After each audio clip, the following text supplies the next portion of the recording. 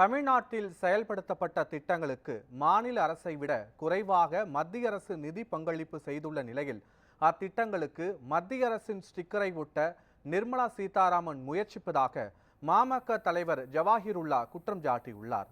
இது தொடர்பாக நியூஸ் 7 தமிழுக்கு அவர் அளித்த பிரத்யேக பேட்டியை மகா யுத்தத்தின் மேடை பகுதியில் காண்போம். எடுத்துக்காட்டாக நேற்றைய தினம் நம்முடைய தலைவர் ராகுல் காந்தி சீதாராமன் அவர்கள் கிருஷ்ணகிரியில சொல்லியிருக்கக்கூடிய கருத்து முற்றிலும் தவறானது.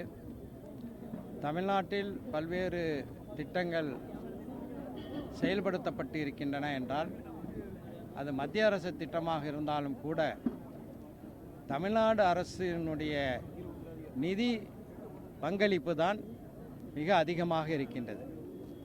தமிழ்நாட்டு அரசாங்கத்தினுடைய நிதி பங்களிப்பு அதிகமாகவும் மத்திய அரசாங்கத்தினுடைய பங்களிப்பு குறைவாகவும் இருக்கக்கூடிய ஒரு சூழலில் அந்த திட்டங்களுக்கெல்லாம் மோடி ஸ்டிக்கரை ஒட்டுவதற்கு நிர்மலா சீதாராமன் முயன்றிருக்கிறார்.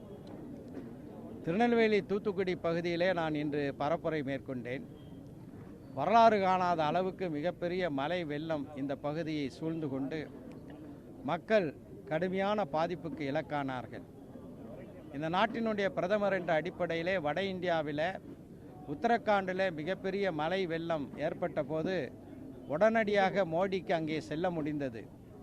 ஆனால் தமிழ்நாடு மீதும் தமிழ்நாட்டு மக்கள் மீதும் துளியும் மோடிக்கு அக்கறை இல்லை என்பதனுடைய எடுத்துக்காட்டாக தூத்துக்குடி திருநெல்வேலி மக்கள் படக்கூடிய அந்த துயரத்தை போக்குவதற்காக ஆறுதல் சொல்வதற்காக வராதவர் நரேந்திர மோடி. அது மட்டுமல்ல, தமிழ்நாடு அரசு கேட்ட நிவாரண தொகையை இன்று வரை ஒரு பைசா கூட தராதவர் நரேந்திர மோடி. இந்த சூழல்ல எண்ணெய் இல்லாமல் வடை சுடக்கூடிய வேலையை தான் நரேந்திர மோடியும் அவருக்கு உறுதுணையாக நிர்மலா சீதாராமும் செய்து கொண்டிருக்கிறார்கள். வருகின்ற ஏப்ரல் 19ஆம் தேதி தமிழ்நாட்டு மக்கள் மோடிக்கும் பாஜகவுக்கும் ஆம வடையை கொடுப்பார்கள். 40 தொகுதிகளிலும் பாஜக டெபாசிட்டை இழக்கும்.